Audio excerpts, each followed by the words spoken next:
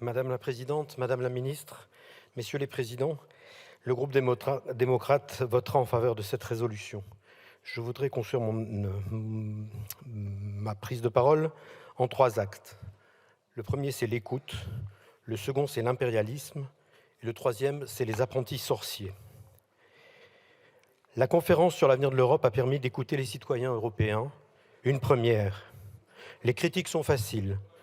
Ce n'était pas le café du commerce, ce n'était pas un traité clé en main, ce n'était pas non plus la prise de la Bastille. La représentativité, critiquée, 40 000 personnes sur 500 000 habitants en Europe, ça revient, 500 millions, pardon, ça revient à peu près, c'est 10 fois supérieur, à 500 députés pour 64 millions. Elle porte des contradictions, Alors, seul l'orateur a la parole. Seul l'orateur a la parole. Je ne remets rien en cause, je fais des calculs. Madame la Présidente, j'aimerais pouvoir parler, ça fait 2 fois que je suis interrompu. Elle porte des contradictions, tout le monde l'a relevé. Elle porte beaucoup de contradictions, c'est normal, nous sommes en Europe.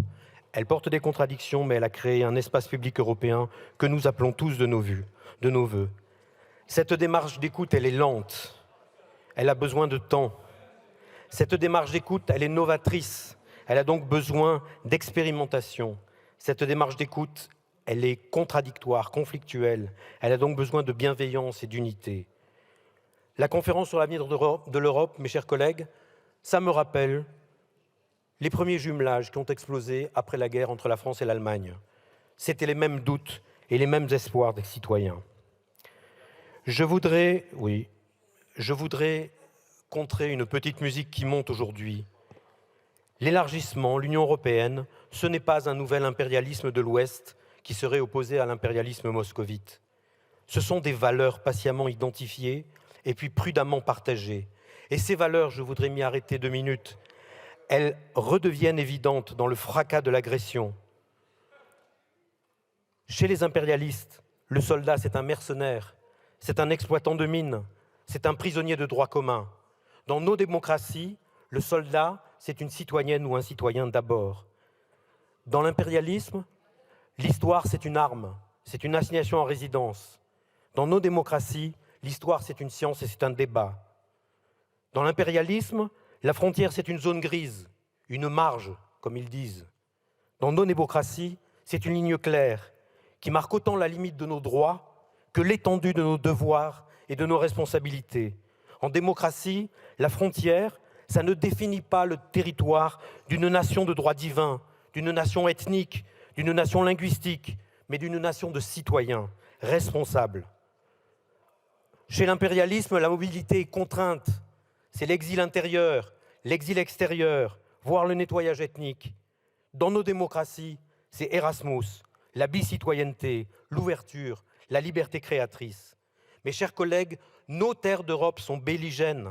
Ce sont des terres de migration et de conflits depuis des millénaires. Que voulons-nous? La paix de l'Empire, la paix coloniale, le silence des agneaux ou la paix de la coopération malgré les divergences? Et comment avons-nous construit? Avec des chars? Non. Avec du panache, de l'audace, mais pas de conquête. Nous avons construit patiemment, avec des vagues successives, chacun son rythme, chacun son moment, chacun ses raisons. Le processus d'élargissement fait pleinement partie du projet de construction européenne. Enfin, mes collègues, la peur est toujours mauvaise conseillère. L'Europe s'est toujours construite en contre-pied aux marchands de peur. Oui, nos concitoyens peuvent avoir peur aujourd'hui. Oui, nos concitoyens doutent de plus en plus du politique et de la bureaucratie. Mais certains jouent avec leur peur, avec des mots creux qui n'ont pour seul but que de façonner un électorat pavlovien à leur solde. Certains conduisent nos concitoyens à l'irresponsabilité et à l'inconscience. À l'irresponsabilité et à l'inconscience, Marc Sangnier se retourne dans sa tombe pour qu'on les trouve gentils et sympas en 3 minutes au journal de 20 heures. Certains veulent une Europe à minima, l'Europe des sourds aux appels du monde et de la planète, l'Europe des aphones qui ne savent plus penser ou énoncer à force de hurler des slogans prémâchés, l'Europe de l'instantané, l'Europe des enfants gâtés, l'Europe des égoïsmes, sourde aux appels de la jeunesse. Nous proposons une Europe aux citoyens tenaces, aux citoyens qui cherchent à résister au chaos du monde, qui cherchent à sauver la planète et à lutter contre les inégalités. Jean Monnet disait « L'Europe se fera dans les crises, elle sera la somme des solutions apportées à ces crises au travail citoyen ».